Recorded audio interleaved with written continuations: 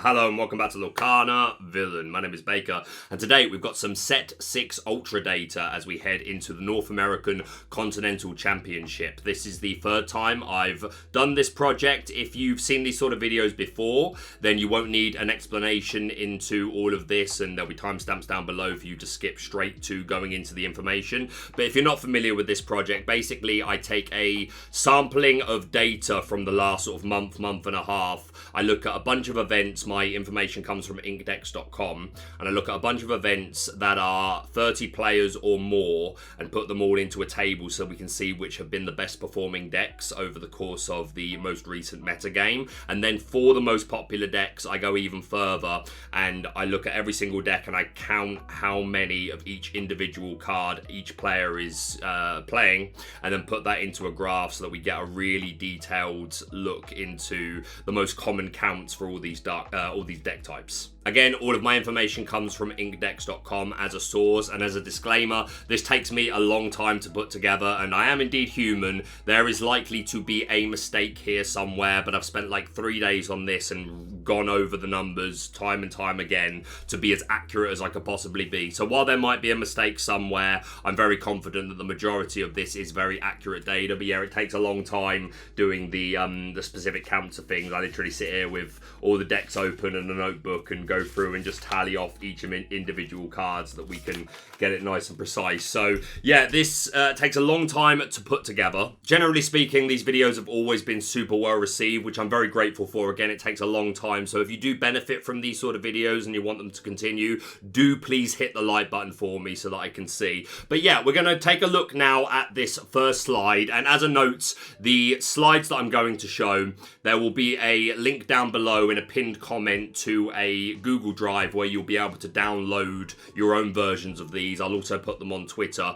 because obviously I'm going to be zooming in a lot across the course of the video, so feel free to download your own versions or get them from my Twitter page so that you can have these records for yourself. But yeah, if you look at this graph here, all these this table on the left is all the events that we have taken into account. Now this is actually a fairly low amount of data to take into consideration in comparison with previous Ultra Data projects I've done. I think the last two one was a total of 233 deck lists comes to mind, and I think the other one was closer to 250.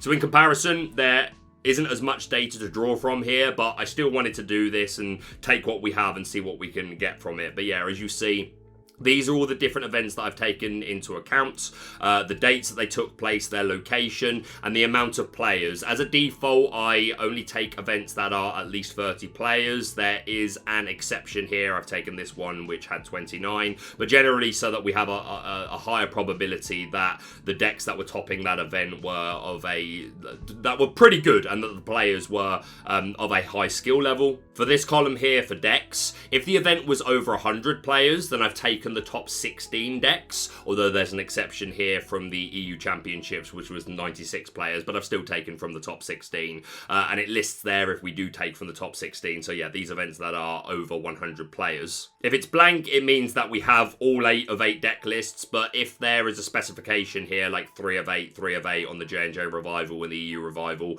that's because those are all the deck lists from that event that are actually available, or at least that I've been able to find. And then we note the first and second place ink combination for those events. If it is blank, it means that there was some sort of split. So for this J&J event, we've only got 3 of the 8 deck lists, so we have the winning list, but not sure what came second. And for Games Castle and Red Saber Games here, this means that they did either a top 4 or a top 8 split. So that's how you read this side of the grid. And then over here, we've got noted off how many times each individual ink combination made a top 8 or a top 16, if that's what we're accounting for, and then how many times it came first or second. And these are the dates that we've taken the information from. We've got 175 decks that we've been able to draw information from here, and these are the findings. So as you see, Steel Amber being the dominant ink combination, it is important to bear in mind though that a good amount of these Steel Amber decks are not the classical Steel Song that we've come to know and love,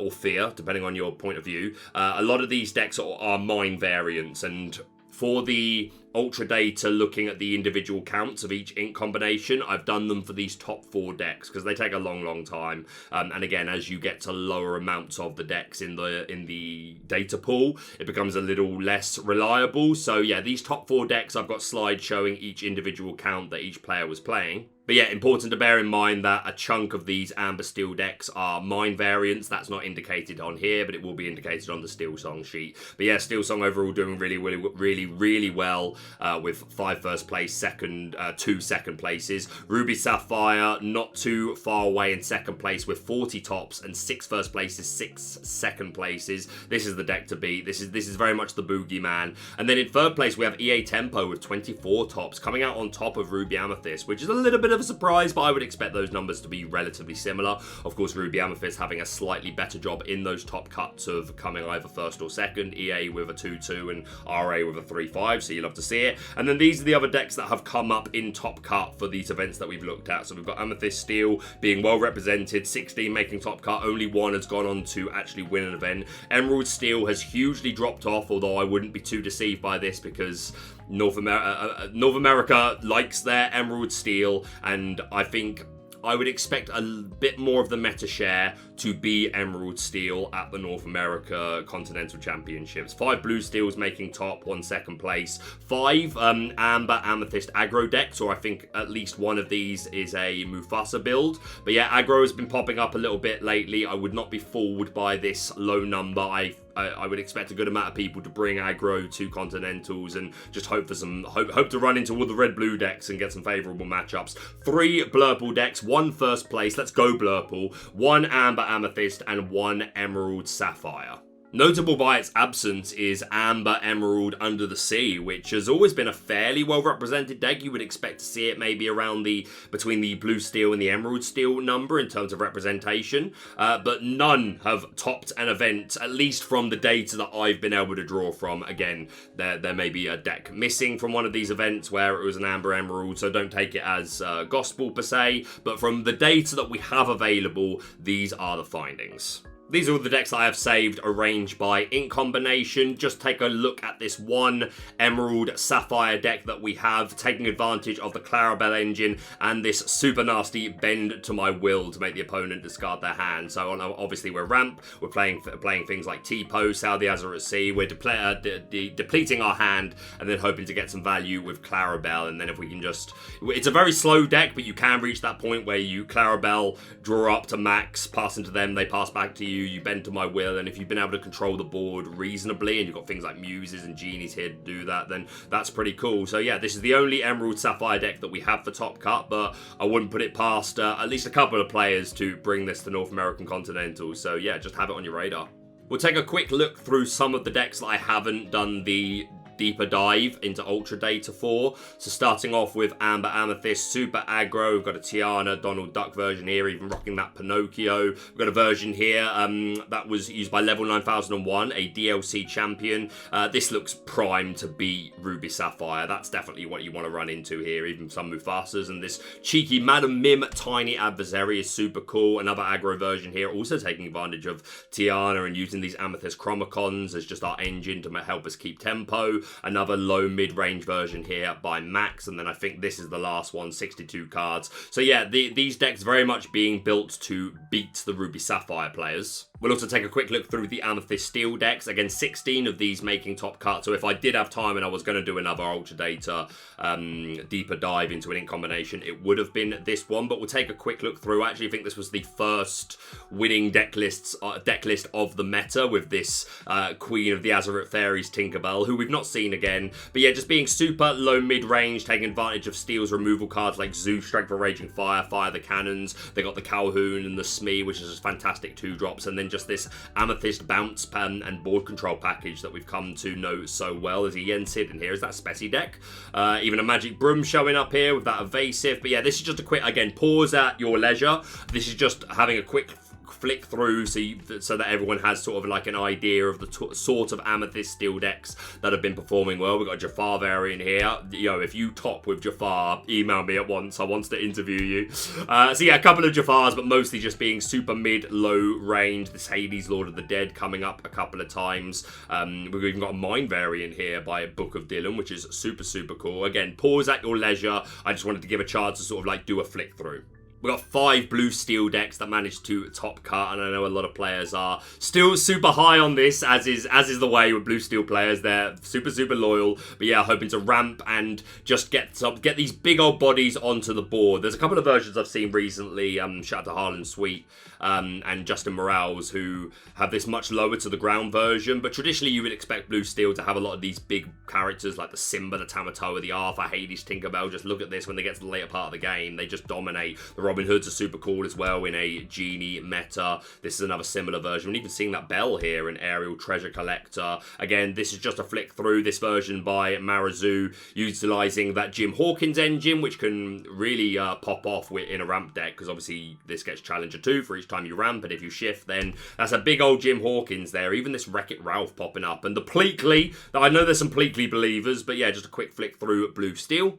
And the 3 Blurple decks that we have that have made top cut. I was going to give a shout out to someone there who I know is playing this over the weekend, but I'm not going to say it, otherwise someone might see this video and they get paired against them and like, oh, I just heard your name said, I know what you're playing. So you know who you are. I'll shout them out after the event. But someone in the SLTC that I know has been putting in some miles with Blurple. And yeah, like against the Ruby Amethyst decks, you should absolutely farm them, in my opinion. So yeah, Blurple could low-key be a sleeper pick for the weekend. We've got Finders Keepers in this version. You'd love to see it. Yeah, not that many Blurple decks, but still something to at least have an idea of. If you do see a blue and a purple card in the first 2 turns, then it's good to have an idea of what the deck might look like. This is the 1 Amber Ruby deck that we have that performed well this season. This is not a Mufasa variant. We are instead playing Simba, 3 copies of the Protective Cub, 3 copies of the Scrappy Cub, who quest for 3, and 4 copies, of course, of this Pride Protector. We've got Kida to hopefully allow us a nice free questing turn, 3 copies of this Vanellope. I don't expect you'll see this per se anymore. It depends how much they're respecting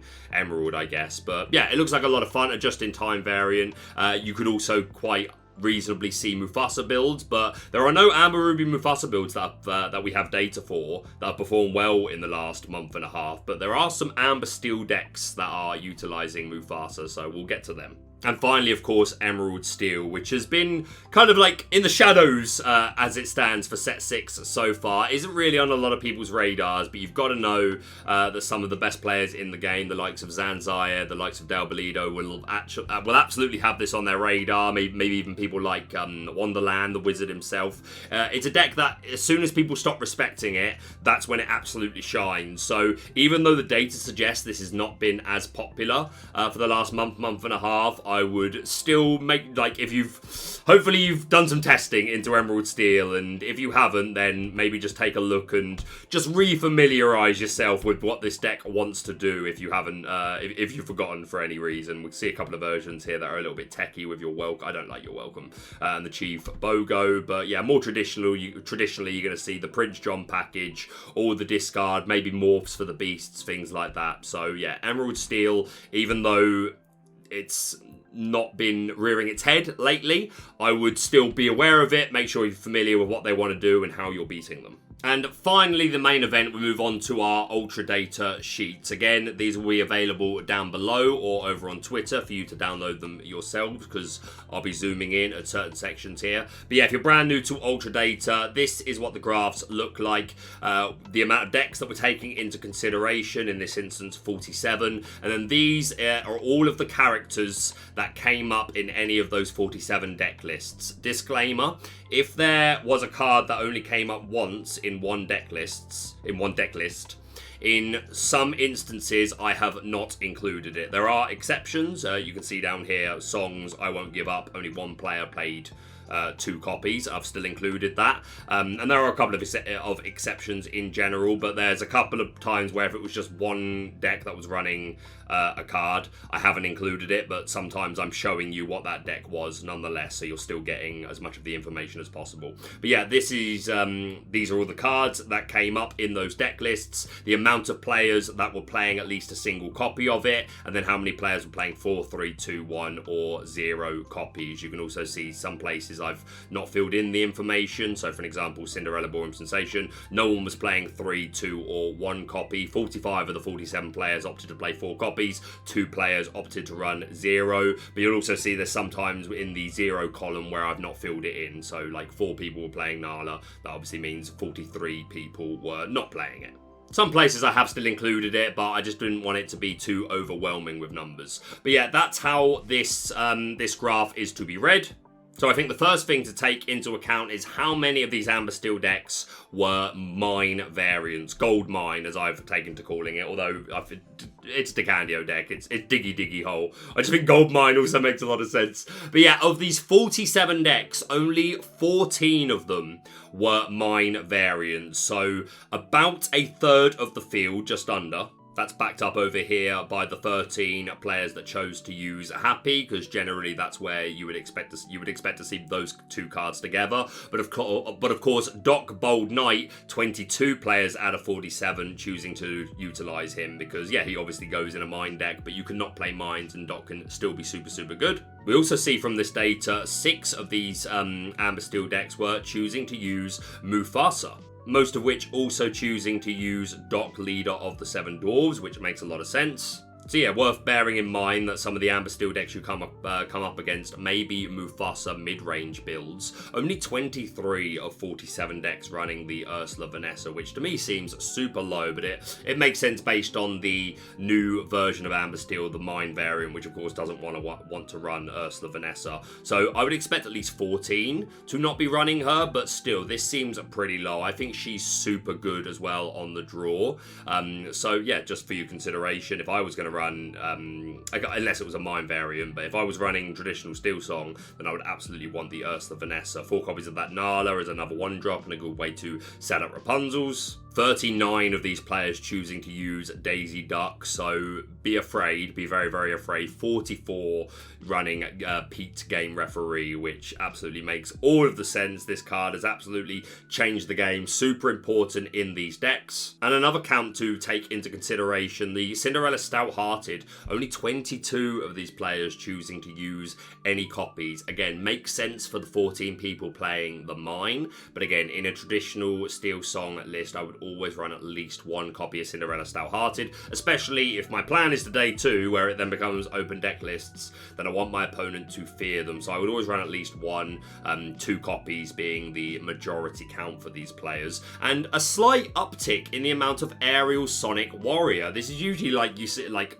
when I've done Steel Song Ultra Data before, it's maybe like 2 to 4 people using this, but we've gone up to 8, and you know, especially considering this never goes into a mine version. So yeah, Aerial Sonic Warrior, something to take into account over the weekend. And then for the songs, a few bears, quite a few people choosing to respect World's Greatest Criminal Mind, just the ability to take out the shark, and many more things, Tamatoa, etc. But the shark is an absolute must answer, so I like the inclusion. 27 of these 47 decks were a whole new world variant. So obviously if you account for 14 being mine variants, 27 were a whole new world, and then you'll have a number that weren't playing mine but also aren't playing a whole new world. They're just that more, like another...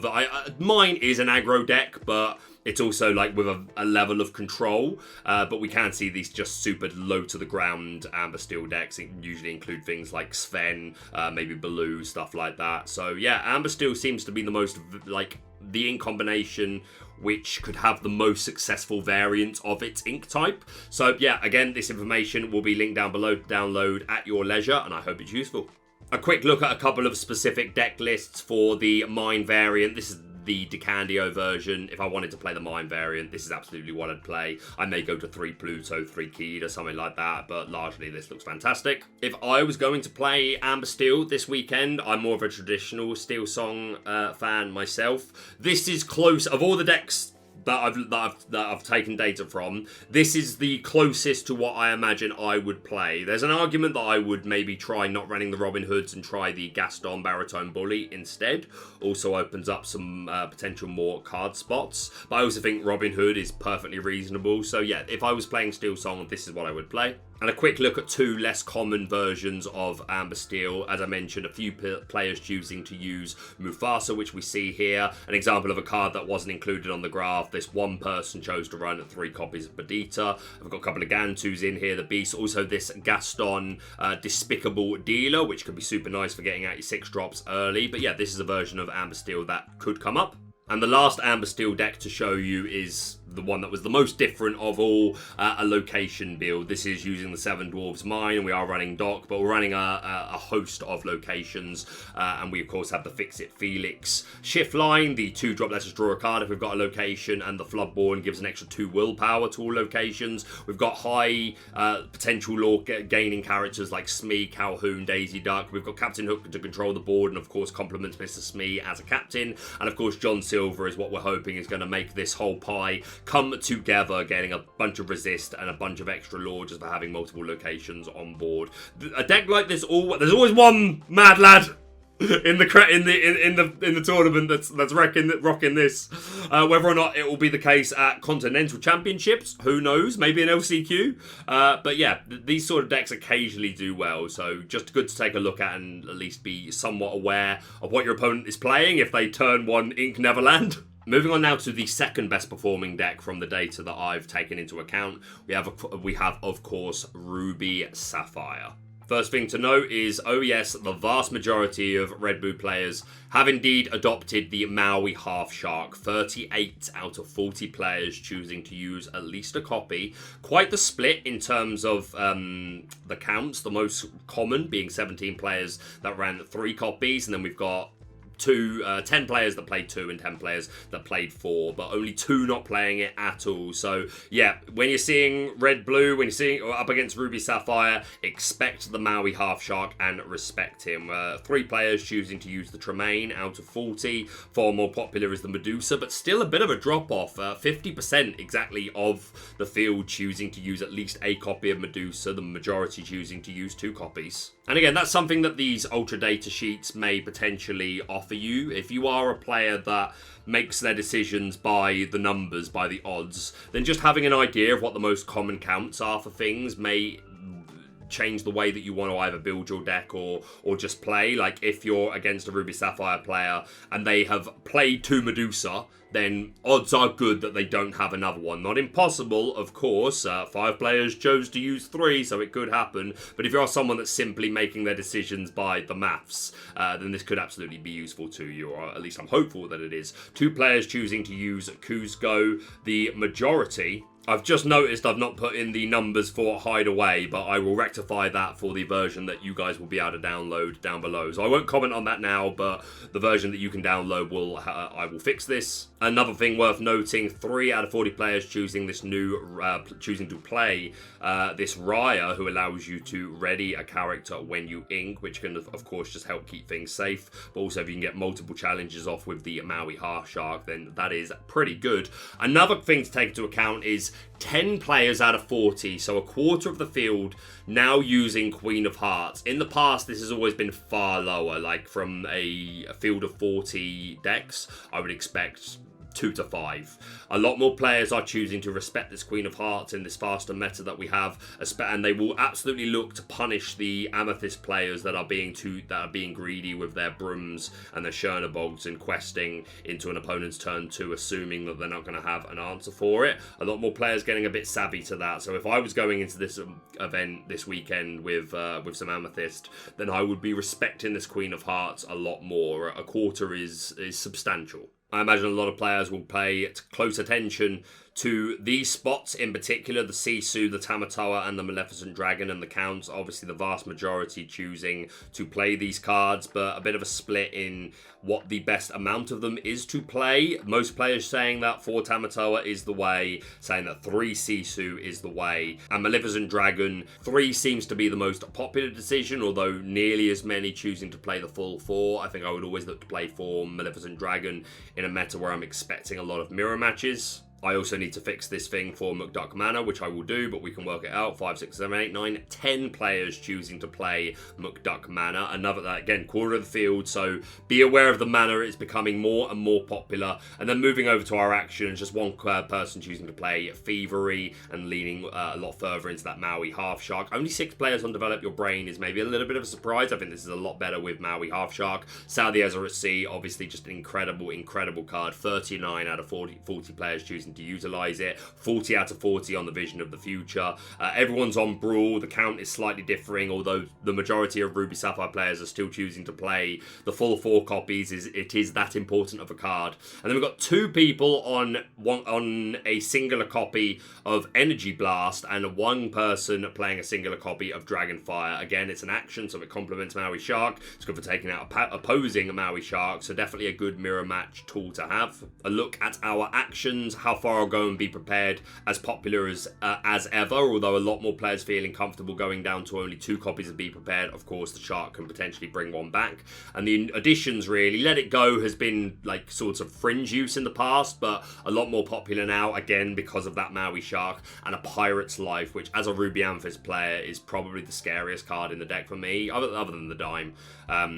But Dime can be slow. And so can Pirate's Life, but they can sing it. And yeah, Pirate's Life is super annoying to play into as a Ruby Amethyst player, and a lot of players seeing the worth, so something to be aware of. And these are our item counts here. 31 out of 40 players still choosing to use the Lucky Dime, the vast majority choosing to only play 1. We've got a couple of fish hooks. Only 1 Fan Crossbow is maybe a little low. I wouldn't expect it to be that high of a number from previous data, but yeah, I still think it's a fairly good card. The drop-off of Fishbone Quill needs to be studied. Not because I disagree with it, but it's just like, I don't know, I wouldn't have seen it coming, per se, but it just speaks to the power of inkable 2-cost ramp in Ruby Sapphire. A couple of people on this gold coin, Shield of Virtue popping up a few times, then, of course, lots of all the copies of Porpoise. 40 out of 40, everyone's playing 4 copies, and why wouldn't you? Ice Block, super important, and Vitalospheres we've seen in the past, but more popular now because, again, the synergy with Maui Half Shark. Only 1 deck list to show you here. If I was going to play Ruby Sapphire this weekend, which people that have seen me play Ruby Sapphire in the past will know that it's not likely to happen. But if I was, this is probably what I would play. The only difference is I would probably cut 1 Sisu for an extra Maleficent Dragon. Other than that, I'm a huge fan of the counts of all of this. It would be nice to find the 4th Tala, although I don't know what you cut. Like, you know, I like the 2 Vitalosphere. You could arguably cut 1. I like the 2 Pirates Life. I wouldn't go below that. If anything, it would probably be the Great Stone Dragon or the Hideaway, and you YOLO, but you could be punished so hard for getting rid of Hideaway. And no, I don't think it's Hideaway. I think it's Great Stone Dragon or 1 Vitalosphere if you want the 4th Tala, but by and large, super like this list. I'm going to speed it up a bit now. I don't want this video to be too long, and again, all these sheets are available down below for you to download yourself. But yeah, a look at EA Tempo, a couple of these gazelles, not hugely popular, but good for countering the Diablo. But again, the fact that we haven't seen much Diablo is making this come up less and less. Go Tamago, obviously one of the star cards from set 6, really cementing its place in this deck. 23 out of 24 players choosing to use her. Just 1 copy playing the Diablo Devoted Herald in EA Tempo. It's not traditionally where it goes. You would expect to see it in Emerald Steel, but 1 person giving it a go, and hey, we've got a shift target for it now, a good shift target with the 1-drop Diablo, so why not? Genie's obviously a clear star of set 6 meta, 24 out of 24 players choosing to use this. Just over half of them utilising the Floodborn Ursula, and 9 choosing to use a Clarabelle engine. And then for songs and items, just 1 person playing 4 copies of Amethyst Chromacon. 1 person was playing an Under the Sea variant. 1 You're Welcome. 1 Mother Knows Best, and Friends on the other side, the clear winner when it comes to choosing songs. But only 10 players using it, so that's less than half. A lot of players saying, no, I don't need Friends. It's a bit slow, to be honest. A quick look at an EA Tempo deck. This was from Corey. If I was going to play EA Tempo, this is most likely the closest to what I would play. Bonsai is going to be one of those meta calls. It's much better into red-blue, but far worse into any of the steel decks. But I still think it's important to have at least a couple of copies. I like the idea of the Clarabelle engine, but yeah, if I was going to play EA Tempo, this is probably what I'd play. And then to finish us off, our Ruby Amethyst Ultra Data. 22 decks that we've been able to take into account. Not as much as I would have liked, but we work with what we have. The biggest shock to me here, honestly, was only 5 Diablo, which again is nearly a quarter of this field. So even 5 seems like a low number, but for 22 deck lists, I suppose it's not that bad. But I would still have expected this to be higher, especially because Crab has become more popular. But again, even this number seems low to me. It's over half of the build choosing to use Crab, but I think maybe I'm just biasly super high on Crab at the moment. But yeah, I'm a little shocked. I thought these Crab and Diablo numbers would be a little bit higher. One person playing 4 copies of the Kuzco Wanted Llama, which I'm not going to get too into it now, but like I've been wrestling with replacing Flynn Rider with this Kuzco Wanted Llama because like Flynn, the high roll with Flynn is really, really good, and against the Ruby Sapphire decks, you really, really want him. But even then, they're nearly always going to be brawling it, which is still good for us because that means that they're not playing a Tala or a Flavisham on 4. You slow them down a little bit more, which is good. But it normally gets answered into nearly any other deck. They either have removal for it or they don't have too much of an issue matching your strength. And I just find the high roll with Flynn is still so good.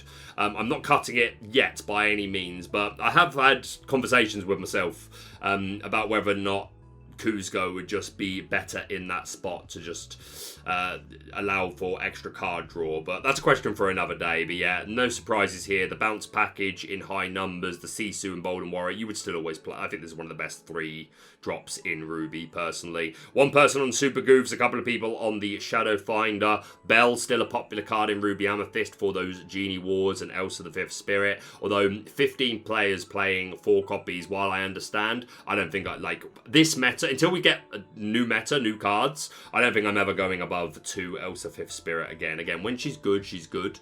But I don't know, I've found 4 to be a bit too much recently, myself. You could go 3 Tremaines and like really tighten up your Ruby Sapphire matchup, but then that probably gives you worse matches across the board, whereas Medusa is better into Steel Song, Amethyst Steel, yeah, I would even say mirror matchup.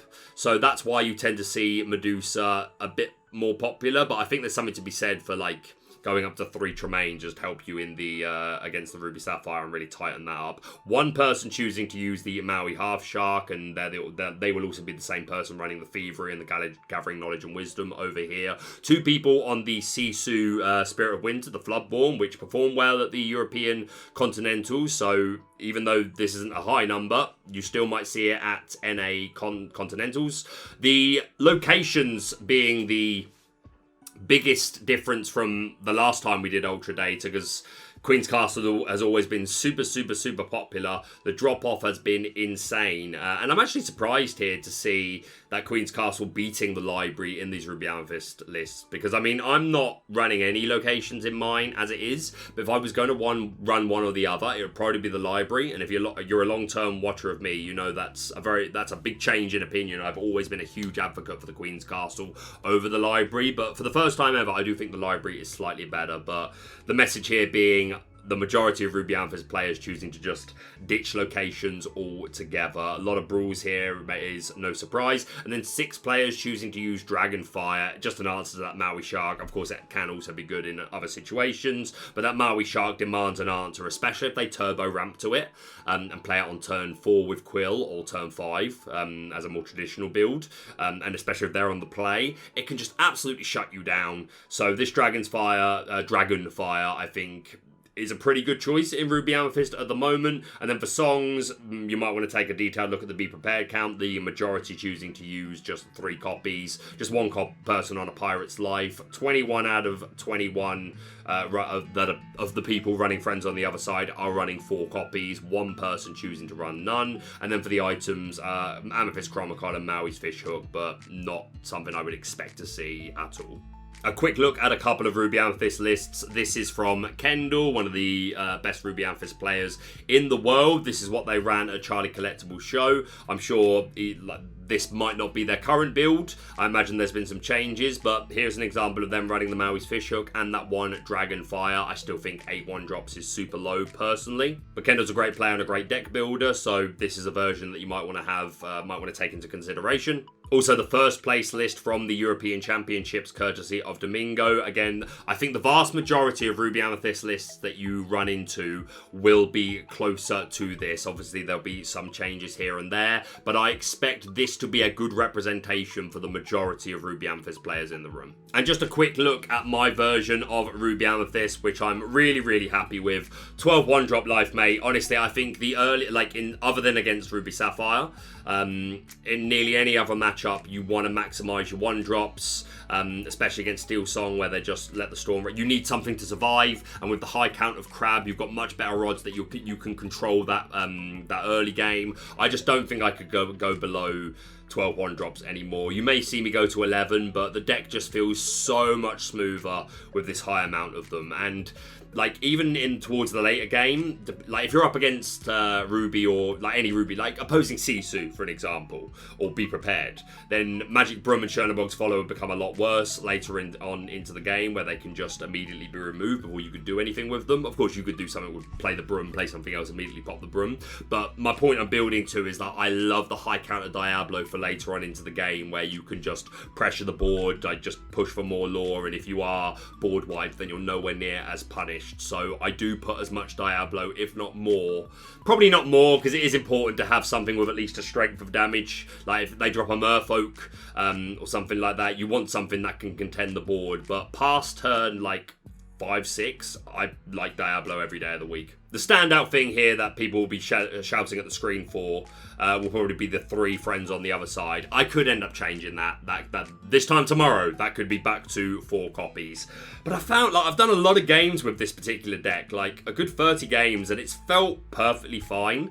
And friends can be really slow. Like, it's good towards the, later on in the game, where you just want to keep hand control, when you want to dig for more ways to answer the board or just pressure the board. But early game, like if you're playing friends on 3, that's super slow, and you don't, like, maybe you want to sing it with your Crab or your Fox, but not always, depending on the board state. You generally, the meta is so fast that you need to be spending your turn challenging. Like, again, it can be fine. You've got a Crab on board, you sing Friends, and then you bounce the Crab to play the Fox. Again, Friends is still a great card. I'm not trying to convince anyone of that it's not, but I don't know, 3 has felt perfectly fine for me. There are a lot of people that won't like that, but for what it's worth, it's been perfectly fine for me, and this entire list I'm a super big fan of. I would probably make room for 1 or 2 Elsa, but I don't know, I'm just really off of her at the moment, and this deck has felt good. But yeah, Elsa would be my highest, like probably 2 copies. I'd probably try and find room for 2 copies of Elsa, but other than that, I'm so happy with this list. And that is it for the Ultra Data project. I'm going to try and wrap us up as quickly as I can. Again, the graphs that I've shown will all be linked down below and over on Twitter for you to get your own copies. I hope this video was beneficial to people, and this data is helpful in people that are maybe playing in Continentals over the weekend or just playing any event. Again, if this has been beneficial to you, please hit the like button for me. I'm not hiding it behind memberships or Patreon or anything like that. I want people to enjoy this information and benefit from it, but again, it takes such a long time. I need to warrant the time, because it takes like 5 times the amount of time that it would have taken just to do, like, cover a top 8 deck list video. So I understand not everyone always hits the like button. That's fine. Sometimes I watch YouTube videos on my TV and I don't always remember to hit the like button. It's totally cool. But if this has been useful, please support your boy. But that's going to be it from me for now. Thank you so much for watching. If you're brand new to the channel, please subscribe for all things Lorcana. Hit that like button to show support, and we'll see you soon.